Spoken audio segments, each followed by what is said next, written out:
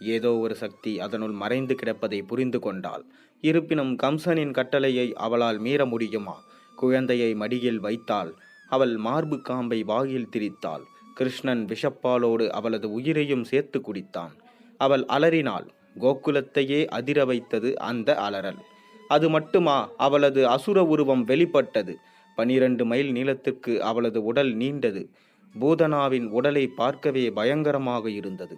கோகுலத்தையே அதிர செய்த அவளது அலறல் கேட்டு யசோதையும் ரோகிணியும் இதர கோபியர்களும் ஓடிச் சென்று கிருஷ்ணரை தூக்கினர். தங்கள் அன்பு குழந்தையின் உயிர் காக்கப்பட்டதை எண்ணி மகிழ்ச்சி அடைந்தனர். குழந்தைக்கு கண்ணேறு பட்டுவிட்டது என எண்ணி பசுவின் வாலை பிடித்து குழந்தையின் உடலை சுற்றி திருஷ்டி கழித்தார்கள். பசு கன்றுகளின் பாதத்தால் ஒட்டியிருந்த தூசை குழந்தையின் உடல் மீது தூவினார்கள். இதன் பிறகு கிருஷ்ணரை நாராயணனின் 22 திருநாமங்கள் சொல்லி பாதுகாப்பு தருமாறு வேண்டினார்கள். நாராயணனின் 22 நாமங்களை சொல்வோர் அருகில் எந்த கெட்ட சக்திகளும் நெருங்குவதில்லை என நம்பிய கோகுல மக்கள் மணிமான், யஞ்சகர், அச்சுதா, ஹயக்ரீவர், கேசவா, விஷ்ணு, உருக்ரமா, ஈஸ்வரா, சக்கரதாரி, கதாரா, மதுசூதனா, குபேந்திரா, தராக்ஷயா, ஹலாதரா, ருஷிகேஷா, நாராயணா, ருஷ்ணிஹர்பா, யோகேஸ்வரா, புருஷோத்தமா, கோவிந்தா, மாதவா, வைகுண்டாதிபதி என்ற நாமங்களால் அவரை பூஜித்தனர். இந்த நேரத்தில் ஒரு அதிசயம் நிகழ்ந்தது. பூதனா கொடுமைக்காரியாக இருந்தாலும் கூட, குழந்தைகளை கொன்றவள் என்றாலும் கூட, கடைசி நேரத்தில் கிருஷ்ணருக்கு பாலூட்டிய காரணத்தால் அவள் வைகுண்டத்தை அடைந்தாள். அவளுக்கும் முக்தி கிடைத்தது. அவளது உடலை கோகுலவாசிகள் எரித்தபோது அதிலிருந்து நறுமணம் கிளம்பியது. நாட்கள் கடந்தன. கிருஷ்ணருக்கு ஒரு வயதானது. இந்த நிகழ்வை யசோதா மிக சிறப்பாக கொண்டாடினாள். வாத்தியங்கள் முழங்க ஆயர்குல மக்கள் ஒருவர் விடாமல் விழாவுக்கு அழைக்கப்பட்டிருந்தனர். பிராமணர்கள் வேத பாராயணம் செய்தனர். யசோதா மகனை அன்போடு நீராட்டினாள். வேத மந்திரங்கள் ஒலித்து கொண்டிருந்த போது கிருஷ்ணர் அப்படியே கண்ணயர்ந்தார். யசோதை குழந்தையை மடியில் வைத்திருந்தாள். குழந்தை உறங்கிவிட்டதால் ஒரு பட்டு மெத்தையை தரையில் விரித்து ஒரு வண்டியின் கீழே நிழலில் குழந்தையை படுக்க வைத்தாள். பின்னர் மற்ற வேலைகளை கவனிக்க வீட்டுக்குள் போய்விட்டாள். சற்று நேரத்தில் கிருஷ்ணர் விழித்து விட்டார். சாதாரண குழந்தைகளுக்குரிய இயல்புடன் அழ ஆரம்பித்தார். கால்களை உதைத்தார். அவை பார்ப்பதற்கு பிஞ்சு கால்கள். ஆனால் அதன் சக்தி தாழாமல் அருகில் இருந்த வண்டியே நொறுங்கிவிட்டது. சப்தம் கேட்டு வெளியே வந்து யசோதையும் மற்ற ஆயர்குல பெண்களும் இது என்ன விந்தை என்று மூக்கின் மீது விரலை வைத்தனர். யசோதைக்கு பயம் வந்துவிட்டது. வேதம் ஓத வந்த அந்தணர்களிடம், ஹயன்மீர் இந்த குழந்தை பிறந்தது முதல் இப்படிதான் அற்புதமான செயல்களை செய்கிறான். ஓர் அரக்கியையே கொன்றான். இப்போது உங்கள் கண்முன்னால் வண்டியை நொறுக்கிவிட்டான். எனவே குழந்தையின் மீது எதுவும் அண்டாமல் மந்திரங்கள் ஓதி ஓமம் செய்ய வேண்டும் என வேண்டினாள். அவ்வாறே வேத விற்பன்னர்கள் வேதங்கள் ஓதினர். அவர்களுக்கு நிறைய பரிசுகளை அள்ளி கொடுத்தார் நந்தகோபர். பூதனாவை கிருஷ்ணர் கொன்றுவிட்டார் என்பதை அறிந்து கம்சன் ருணாவர்தன் என்ற கொடிய அரக்கனை அனுப்பினான். இவன் பறக்கும் வல்லமையுள்ளவன். இவன் வேகமாக மூச்சு விட்டால் சூறாவளியாக மாறிவிடும். அந்த கொடுமைக்காரன் கோகுலத்திற்குள் புகுந்தானோ இல்லையோ, கோகுலத்தில் பெரும் புயல் வீசியது. எங்கும் புழுதி மண்டலம். ஒருவருக்கொருவர் முகத்தையே பார்க்க முடியவில்லை. இதை பயன்படுத்தி கிருஷ்ணரை தூக்கி கொன்று உயரே பறந்து விட்டான் அசுரன். யசோதை கிருஷ்ணரை காணாமல் அழுதாள். ஐயோ, என் மகன் புகுதி புயலில் சிக்கி கொண்டானோ, அவன் எங்கே என அரற்றினாள். ருணாவர்தன் உயரே சென்று குழந்தையை தூக்கி வீச எத்தனித்தான். குழந்தை அவனை விட்டால்தானே. குழந்தையின் கைகள் விஸ்தாரமாக விரிந்தன. வர்தனின் கழுத்து அந்த பிடியில் சிக்கியது. அப்படியே கழுத்தை இறுக்கிய குழந்தை அவனை வதம் செய்தது. அவன் கீழே விழுந்தான். புயல் அடங்கியது. கீழே விழுந்து கிடந்த அசுரனை கோகுலவாசிகள் பார்த்தனர். கிருஷ்ணர் அவன் உடல் மீது விளையாடி கொண்டிருந்தார். இதை கண்டு அனைவரும் ஆச்சரியப்பட்டனர். இது தெய்வ குழந்தையாக இருக்குமோ என எண்ணினர். இதை நிரூபிக்கும் வகையில் அடுத்த சம்பவம் நிகழ்ந்தது. ஒரு நாள் கிருஷ்ணர் மணலை அள்ளி தின்று கொண்டிருந்தார். யசோதை அவரை கண்டித்தாள். கண்ணா, என்னிடம் நீ ஓடி வந்தால் நான் பால் தருவேன், ஏன் மண்ணை தின்கின்றாய் என்று செல்லமாய் கண்டித்தாள். அன்று கிருஷ்ணர் அவளது கண்களுக்கு பூரண லட்சணமாய் தெரிந்தார். அது கண்டு பூரித்த அவளது மார்புகளில் பால் நிறைந்தது. அதை அன்போடு ஊட்ட முயன்றாள். கிருஷ்ணர் வாய் திறக்க மறுத்தார். அவரது வாயை கட்டாயப்படுத்தி திறந்தாலோ இல்லையோ, வாய்க்குள் அண்ட சராசரமும் சுழன்று கொண்டிருந்தது. நந்தகோபரிடம் இந்த அதிசய நிகழ்ச்சியை எடுத்து சொன்னாள் யசோதை. நந்தருக்கும் குழந்தையை பற்றி கவலை அதிகரித்தது. குழந்தையின் ஜாதகத்தை பார்த்தால் என்ன என்று தோன்றியது. ஜாதகம் கணிப்பதில் மிகச்சிறந்த ஞானியாக திகழ்ந்தவர் கர்க்கமுனிவர். அவரை வரவழைத்து உபசரித்து பின் நந்தகோபர் கிருஷ்ணரின் ஜாதகத்தை மட்டுமின்றி ரோகிணியின் மகனான பலராமனின் ஜாதகத்தையும் கொடுத்தார். ஜாதகத்தை பார்த்த முனிவர் அதிர்ந்தே போய்விட்டார்.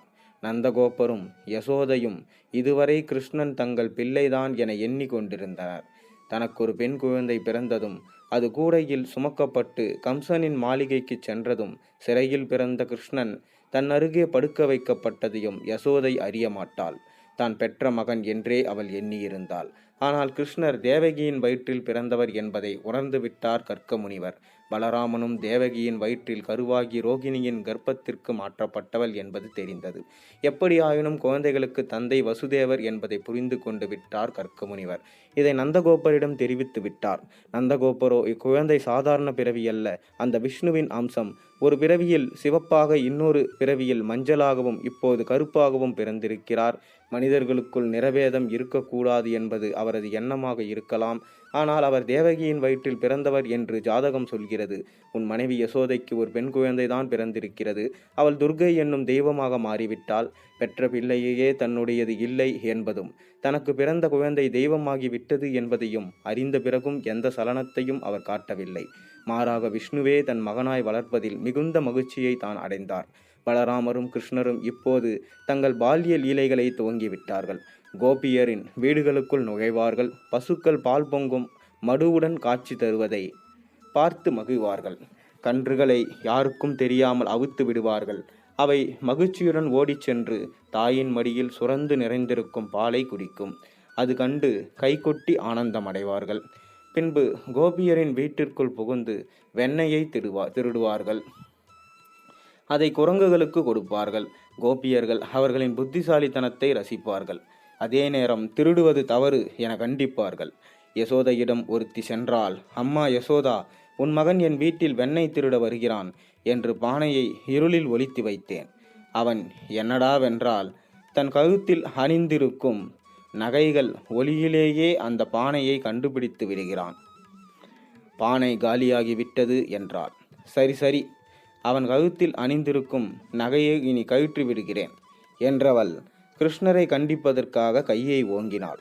பால்வகியும் முகத்துடன் அந்த சிங்கார கண்ணன் அவளை ஒரு அன்பு பார்வை பார்க்கவே உடனே கை தானாக கீழே வந்துவிட்டது. வசுக்களில் ஒருவரான துரோணர், இவர் மகாபாரத துரோணர் அல்ல என்பவர், தாரா என்ற மனைவியுடன் வசித்தார். அவர்களிடம் பிரம்மா, நீங்கள் இருவரும் உலகத்தை விருத்தி செய்யணும் என உத்தரவிட்டார். அப்போது அவர்கள், தந்தையே, நீங்கள் கூறும் உத்தரவின்படி நடக்கிறோம்.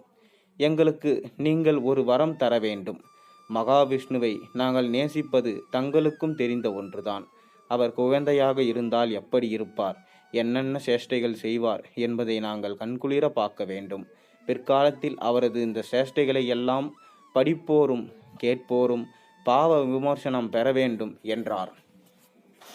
அந்த பிறவியில் எப்படி நடக்காததென்றும் மகாவிஷ்ணு உடனே பூலோகத்தில் நடக்கும் அநியாயங்களை தடுத்து நிறுத்த மானிட ரூபத்தில் கிருஷ்ணாவதாரம் எடுக்கும்போது அந்த பாக்கியம் உங்களுக்கு கிடைக்கும் என்றும் சொன்னார் பிரம்மா.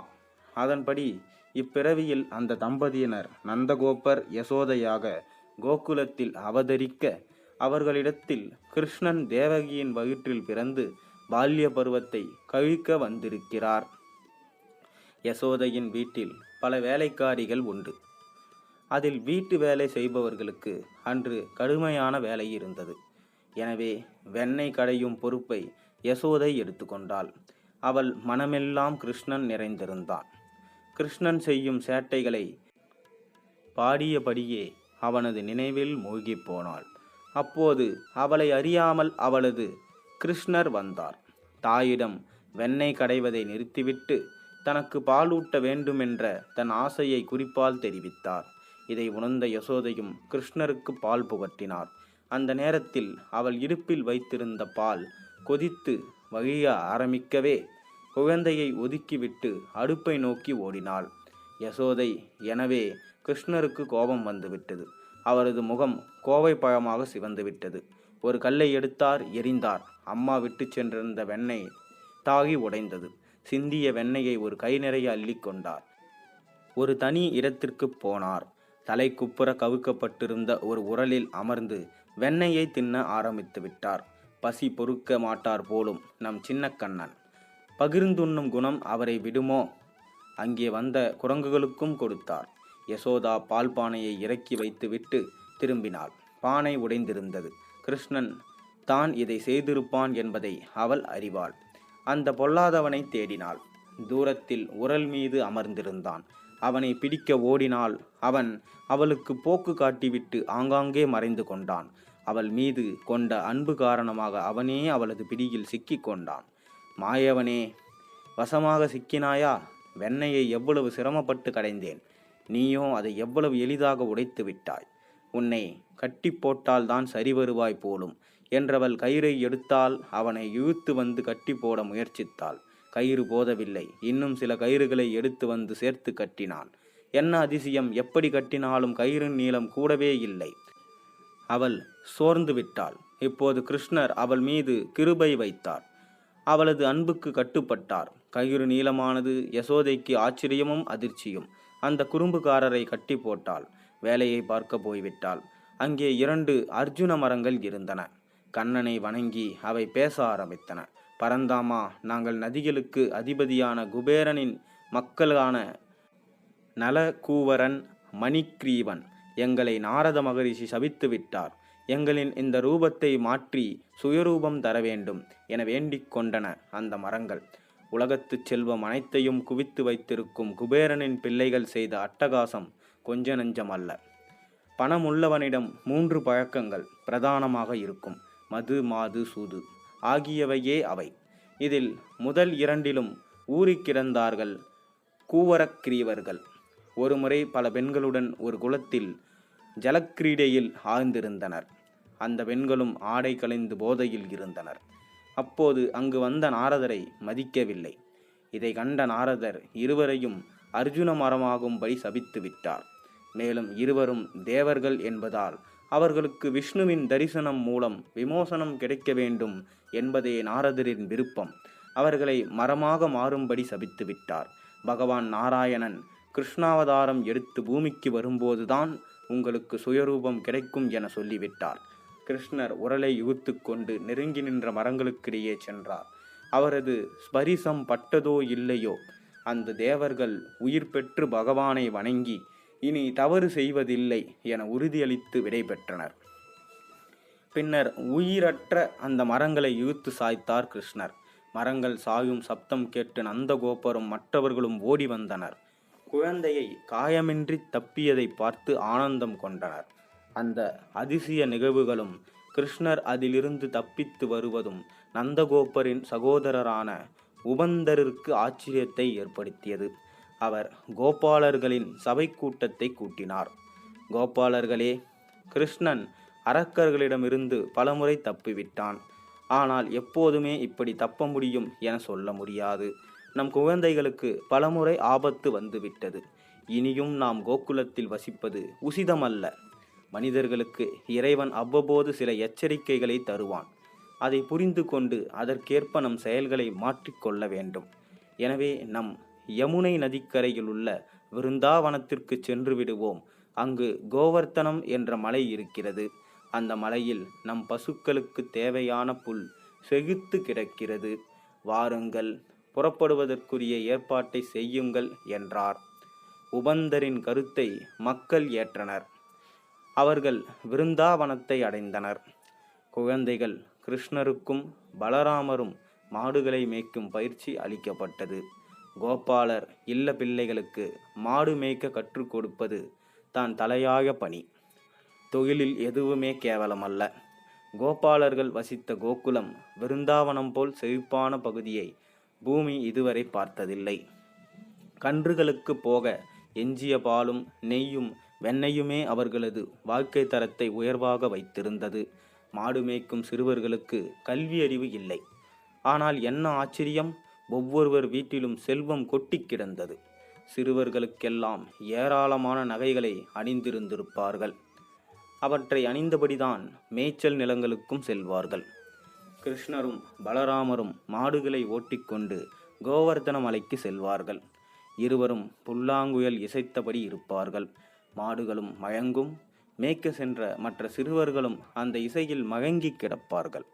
ஒருமுறை கம்சனால் அனுப்பப்பட்ட வத்சாசுரன் என்பவன் கிருஷ்ணரை கொல்ல வந்தான். அவன் கன்று குட்டியாக உருமாறி கிருஷ்ணர் மேய்ந்த கன்றுகளுடன் கலந்து நின்றான். கிருஷ்ணர் அதை அடையாளம் கண்டு கொண்டார். அதன் காலை பிடித்து தூக்கி மரத்தில் அடித்தார். வத்சாசுரன் மடிந்தான். அவனது சுய வடிவத்தை கண்டு அனைவரும் அஞ்சினர். இன்னொரு முறை ஒரு பெரிய வாத்தின் வடிவில் பகாசுரன் என்பவன் கிருஷ்ணரை கொல்ல வந்தான். அதன் அலகுகளை பிளந்து கிருஷ்ணர் கொன்றார். பிறகு ஒருமுறை அகாசுரன் என்பவன் விருந்தாவனத்திற்கு வந்தான். அவன் தேவர்களை தன் வலிமையால் மிரட்டுபவன். அவனை கண்டு தேவர்களுக்கு அச்சம். அவர்கள் அமிர்தம் பருகி தங்கள் உயிர் போகாது என்று தெரிந்திருந்தாலும் கூட பயந்த நிலையில் இருந்தனர். அகாசுரன் பூமியில் கிருஷ்ணர் செய்த செயல்களை பார்த்தான். கிருஷ்ணரும் அவரது நண்பர்களும் சந்தோஷமாக இருப்பது பிடிக்கவில்லை. இவன் பூதனாவின் சகோதரன்.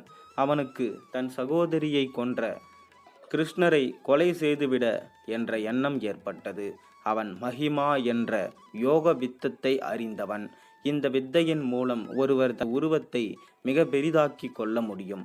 அகாசுரன் தன் உருவத்தை 12 கிலோமீட்டர் நீளத்துக்கு பெரிதாக்கி ஒரு பாம்பின் வடிவமெடுத்து கிருஷ்ணரையும் அவரது நண்பர்களையும் கொல்ல வந்தான். கிருஷ்ணரும் அவரது தோழர்களும் கன்று மேய்க்கும் இடத்தில் வாயை பிளந்தபடி படுத்து கொண்டான். கன்று மேய்க்க வந்த சிறுவர்கள் ஒரு சர்ப்பம் வாயை திறந்து படுத்திருப்பதை பார்த்துவிட்டனர். அவர்களில் ஒருவன் சொன்னான், இன்னும் சிறிது நேரத்தில் கிருஷ்ணன் இங்கு வருவான். அவன் நம் இனிய நண்பன். அவனால்தான் விருந்தாவனத்தில் உள்ள மக்கள் எல்லாம் சுகமாக வாழ்ந்து கொண்டிருக்கிறார்கள். அவனை இந்த பாம்பு விழுங்கிவிட்டால் அவர்களின் நிலைமையை என்னவாகும்? மேலும் கஷ்டகாலத்தில் நண்பனை காப்பாற்றுபவனே உண்மையான தோழன். இந்த பாம்பின் வாய்க்குள் முதலில் செல்வோம். அது வாயை மூடிக்கொண்டு போய்விடும். கிருஷ்ணன் தப்பிவிடுவான் என்றான். எல்லா தோழர்களும் ஆஹா, அருமையான யோசனை என்றனர். வேகமாக ஓடி பாம்பின் வாய்க்குள் சென்று விட்டனர். பின்னால் வந்த கிருஷ்ணர் இதை பார்த்து விட்டார். தன் நண்பர்களுக்காக வருத்தப்பட்டார். அவர் நின்ற நிலையிலேயே அந்த பாம்பை கொல்ல முடியும்.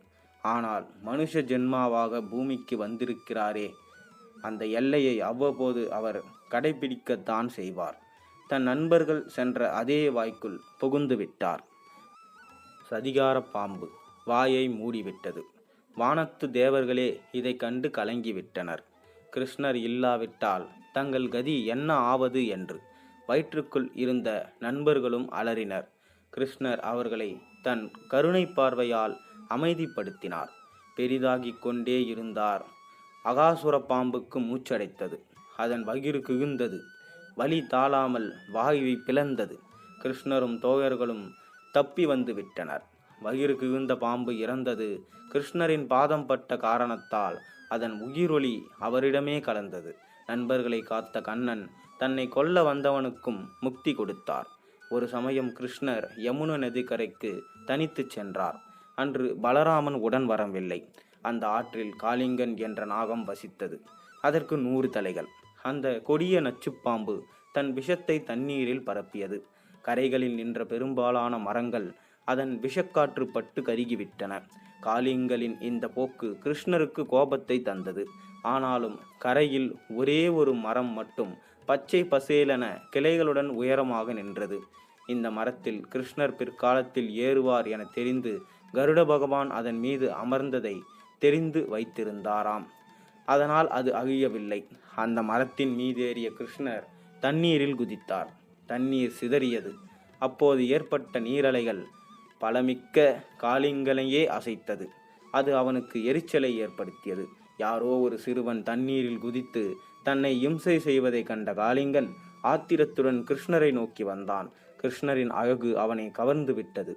அப்படியே அதிசயித்து பார்த்தான். இருப்பினும் தன் ஆக்ரோஷத்தை காட்டி அவரை வளைத்தான். கிருஷ்ணர் தன் பலத்தை பிரயோகித்து விடுபட்டு அவனது தலையில் ஏறி நர்த்தனமாடினார். அப்போது அவரது பாதங்கள் வலிமையை உணர்ந்த காளிங்கன் ஆட்டத்தின் ஒவ்வொரு அசைவும் தாங்க முடியாமல் வலிதை தர ஒவ்வொரு தலையை உயர்த்தி தாக்கி பிடித்தான். ஒரு கட்டத்தில் வலி தாழாமல் மரண மோலமிடத் துவங்கினான். அப்போது காளிங்கனின் பத்தினியர் அவர் பகவான் நாராயணனின் அவதாரம் என்பதை தெரிந்து ஓடி வந்தனர். மீதமுள்ள கதையை அடுத்த பகுதியில் பார்ப்போம். நன்றி, வணக்கம். இந்த கதை உங்களுக்கு பிடித்திருந்தால் மறக்காமல் சேனலுக்கு சப்ஸ்கிரைப் பண்ணுங்கள், லைக் பண்ணுங்கள், பெல் ஐக்கனை ப்ரெஸ் பண்ணுங்கள். மேலும் இந்த கதையை உங்களுக்கு நண்பர்களோடு பகிர்ந்து கொள்ளுங்கள்.